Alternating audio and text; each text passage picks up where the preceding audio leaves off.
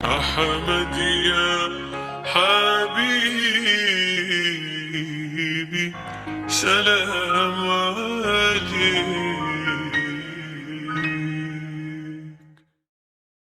Bapak Ibu yang berbahagia, marhaban ya Ramadan.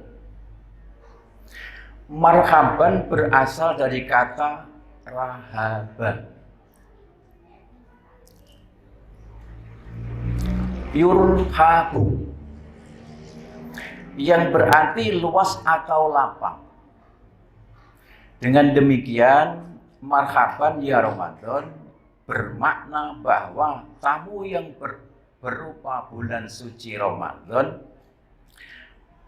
bermakna tamu yang diterima dengan lapang dada. Begitulah Rasulullah Shallallahu Alaihi Wasallam dan para sahabat dan umat Islam pada umumnya menyambut tamu yang penuh berkah dan rahmat itu. Mereka melaksanakan ibadah puasa Ramadan bukan sekedar sebagai kewajiban sebagaimana diperintahkan oleh ayat-ayat di atas, tetapi juga sebagai kerinduan yang sangat mendalam. Jadi tamu bulan suci Ramadan itu Rasulullah dan para sahabat dan seluruh umat Islam itu tidak hanya itu perintah, kewajiban, tetapi itu adalah kerinduan bagi umat Islam seluruhnya menyambut bulan suci Ramadan. Saking rindunya para sahabat itu ketika mendekati bulan-bulan, ketika hari-hari yang ganjil, jadi malam-malam yang ganjil, itu para sahabat sudah mulai gelisah, susah, gundah, gulana. Karena mengapa? Karena sebentar lagi akan ditinggalkan oleh tamu suci bulan Ramadan. Itulah yang menyebabkan para sahabat itu menangis terseduh-seduh. Lain dengan saya. Kalau tinggal 5 hari saya menghitung, kurang 5 hari kita sudah bebas. Itu saya. Mungkin yang lain tidak. Wah, menangis ini tinggal bulan Ramadan ini.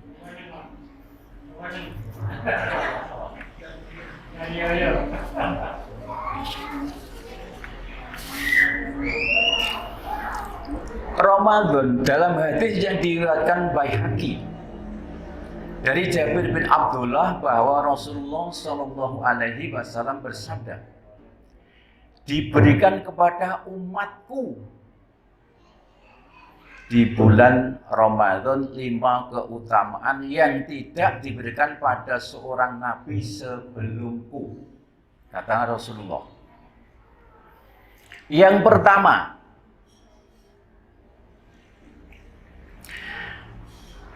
kata Nabi Muhammad SAW, pada awal Ramadan Allah berkenan melihat.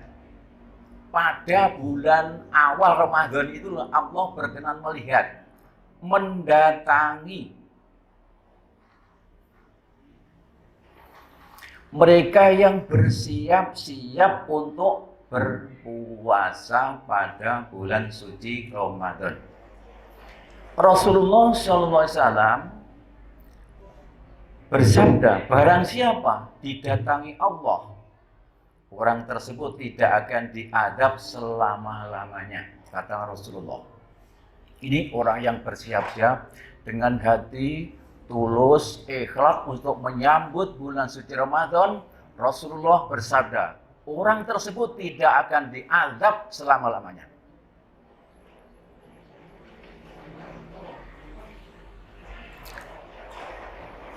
Yang kedua, sesungguhnya bau yang tidak sedap yang keluar dari mulut mereka yang berpuasa pada senja hari itu lebih harum di sisi Allah dibanding dengan minyak wangi.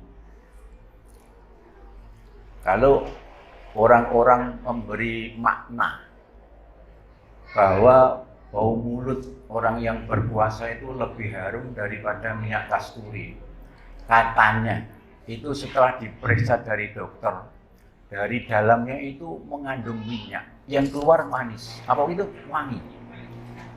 Itu syariatnya begitu. Mungkin itu, tapi saya tidak tahu. Tetapi bukan itu yang dimaksud dalam hadis Rasulullah SAW. Itu karena kebeningan jiwanya, kebersihan hatinya, menyambut dan melaksanakan bulan suci Ramadan. Itulah yang menyebabkan bau mulut orang-orang yang berpuasa itu lebih harum daripada minyak kasturi. Yang ketiga, sesungguhnya malaikat memohonkan ampun bagi mereka siang dan malam. Jadi ketika orang-orang melaksanakan puasa itu penuh dengan ketaatan, penuh ketulusan dan keikhlasan, malaikat itu selalu memohonkan ampun kepada Allah Subhanahu wa taala siang malam. Oleh karenanya itu dikatakan bulan maghfirah, bulan yang penuh pengampunan. Yang keempat, sesungguhnya Allah memerintahkan surganya seraya berfirman,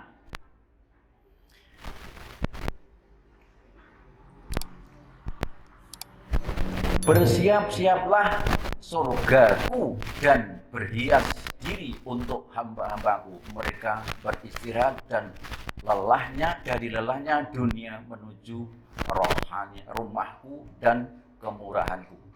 Inilah kata Rasulullah. Supaya bersiap-siap menghiasi diri untuk memasuki rumah yang disiapkan oleh Allah Subhanahu wa taala, yakni surga. Kalau begitu kan tidak perlu besok surga itu. Jadi sekarang orang yang berpuasa dengan hati tulus, taat kepada Allah Subhanahu wa taala, kata Rasulullah, itu sudah disiapkan oleh Allah Subhanahu wa taala untuk memasuki surga Allah. Katanya rumahku. Yang kelima, sesungguhnya pada akhir malam Allah mengampuni mereka semuanya. Untuk meningkatkan kualitas puasa kita, untuk menggapai takwa dengan memperbanyak ibadah mahdoh maupun ghairu mahdoh. Ibadah wajib maupun ibadah sunnah. Orang-orang yang sudah mencapai tingkatan rohani yang dikatakan la'alakum tatakun, jadi orang yang menggapai takwa, itulah orang-orang yang sudah merasakan kelezatan dan kenikmatan ibadah kepada Allah Subhanahu wa taala. Ya.